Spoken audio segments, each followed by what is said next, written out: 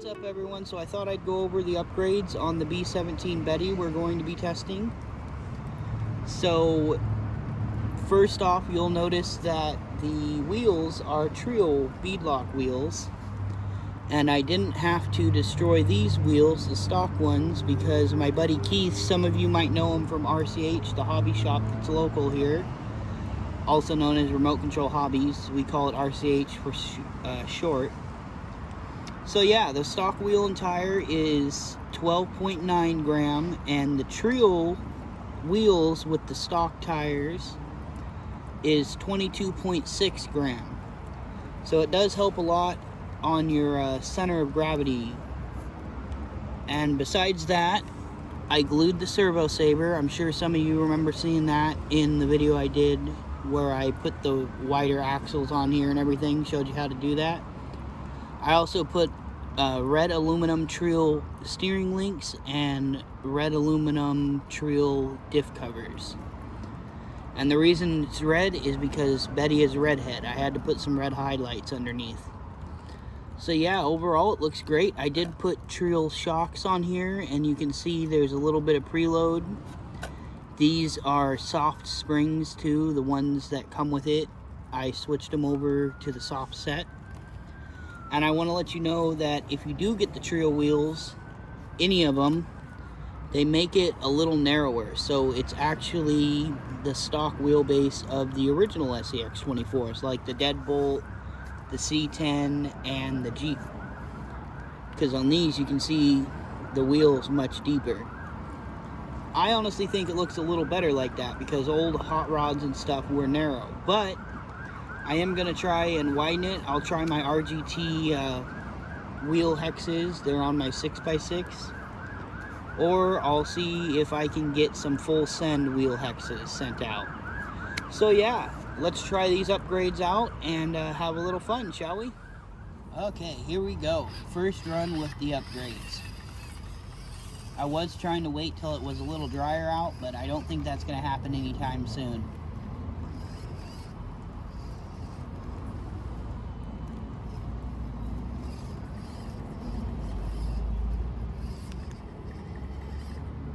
No problem at all.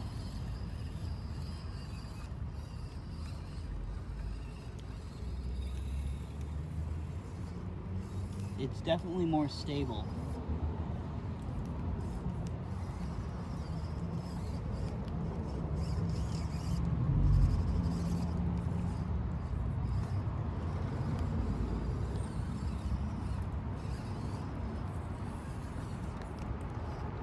Try the steep side here. Again, no problem. Let's try the hard line here. You can see the servo, the stock one, works much better after you glue that servo saver.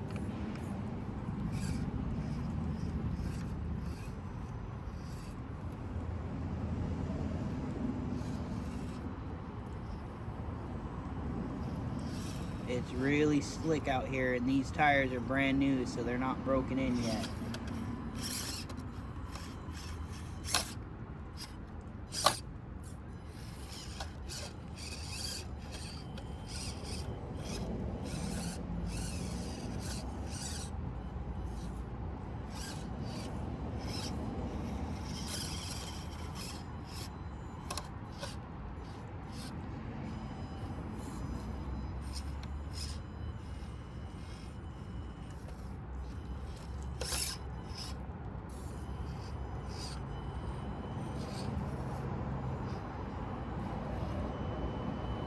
I think we got this.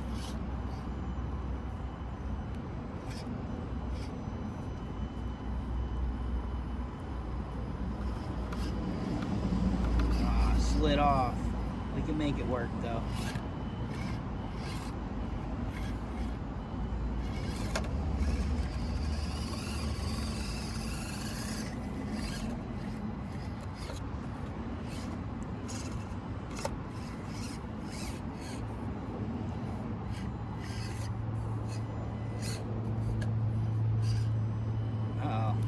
Falling into a hole.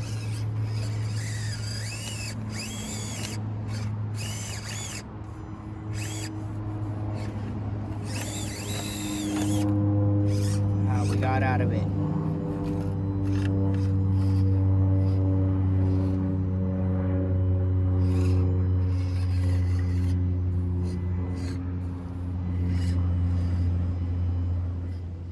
Not the path I wanted to take, but it works.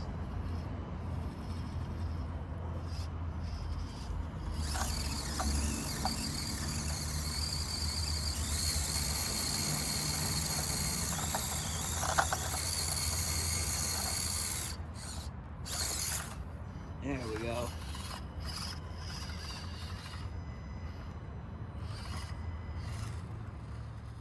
I don't know about this.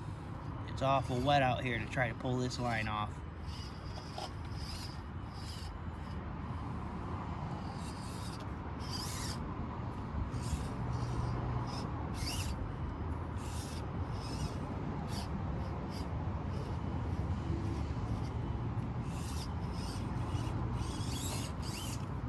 We might kill the stock servo too.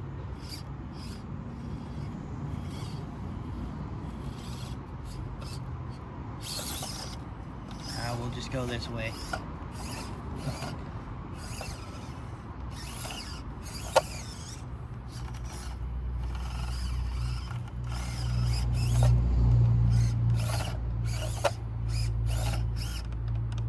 Oh, I think we killed the stock servo.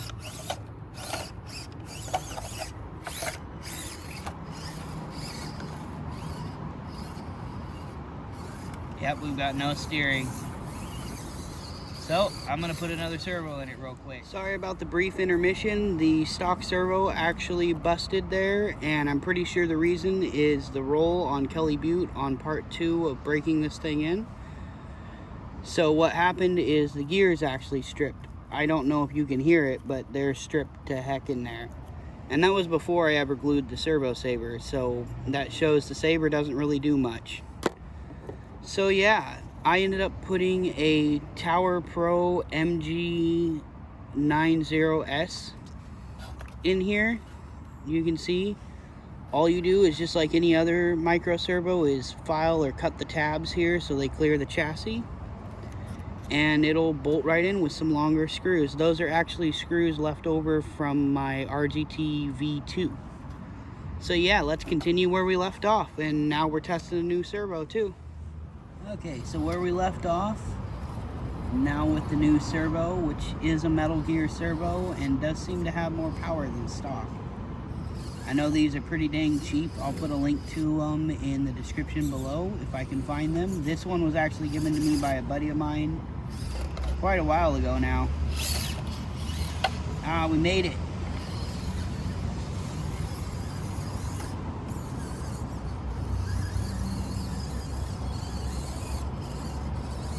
So before we get to this hill, I'm going to come down this path where I went stock. Up, it's a different story.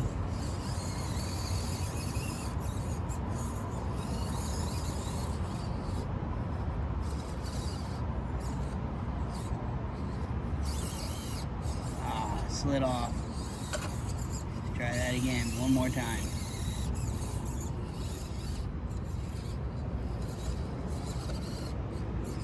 Dang. One thing about the course getting wet, it does get way more frustrating.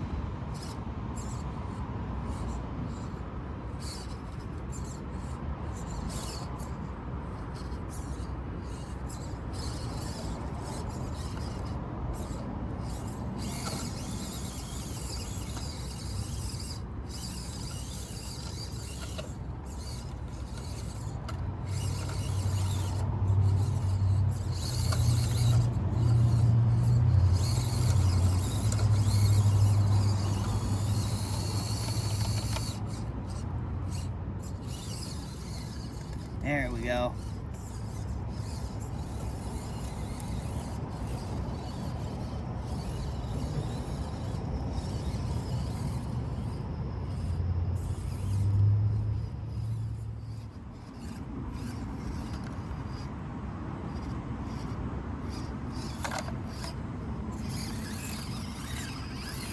Now we're going to turn back around and go right up the same trail.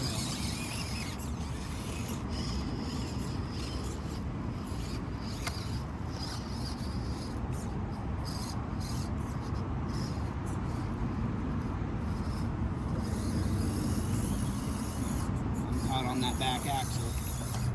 There it goes.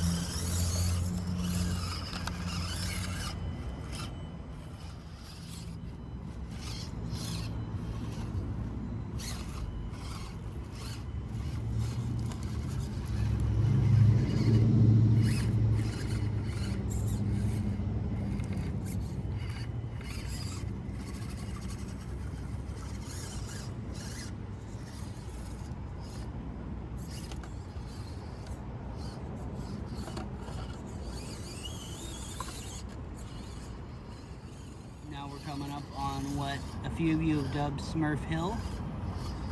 I'd actually love to put a bunch of little Smurf figures up on this. Papa Smurf there actually came from a free box I'd found a while ago. Ah, there we go.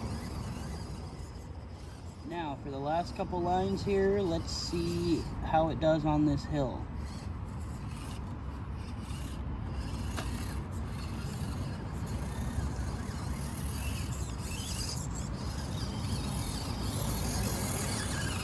Now remember, it couldn't make it up this before. Not easily. It finally did, but it had a lot of trouble. We're in the same boat with brand new tires that aren't broken in here, but we do have more weight up front. Getting a better line on it.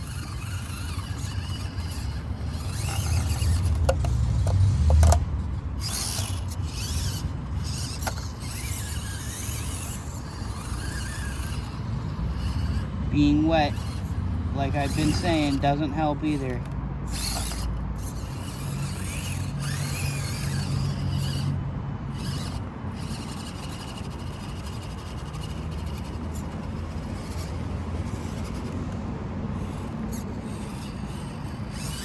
No way is it gonna make it up that. That was close.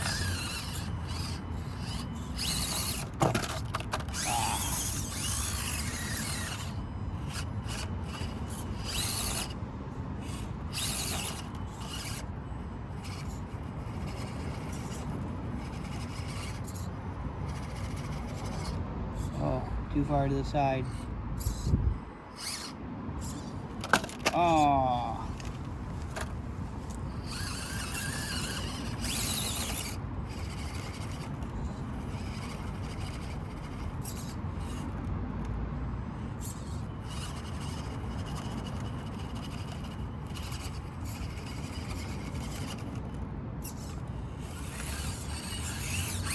Yep, still a hard hill.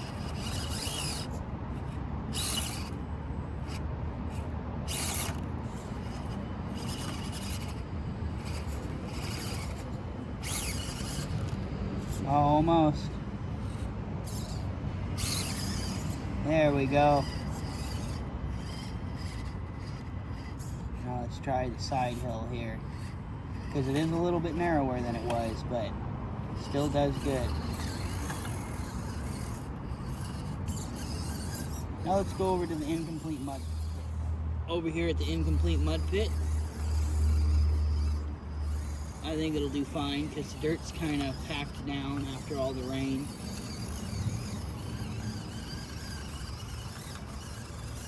I haven't done much work on this because as of right now, it'll just get full of leaves as soon as I finish it.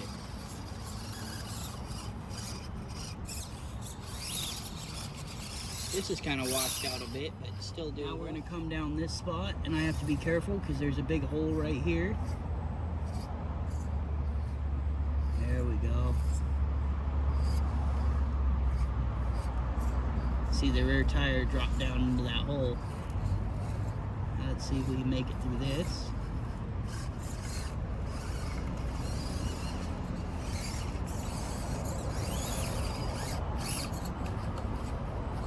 See, this is one of the benefits of a narrow wheelbase, is it's a little easier to get through here. As I screw it up, because it's slick. There it goes. Alright, so that's it for this video, everyone. As you can see, something like just heavier wheels can really make a big difference. The steering links don't bend, even with the stronger servo on here now. That was just total coincidence. The stock one quit right there. I couldn't have planned that better, but yeah. So I hope you all enjoyed, and I'll talk to you all in the next one. As always, don't forget to like and subscribe. It really helps the channel out, and be sure to hit that bell icon if you want to be notified of whenever I post. TTFN, everyone. Have a great one.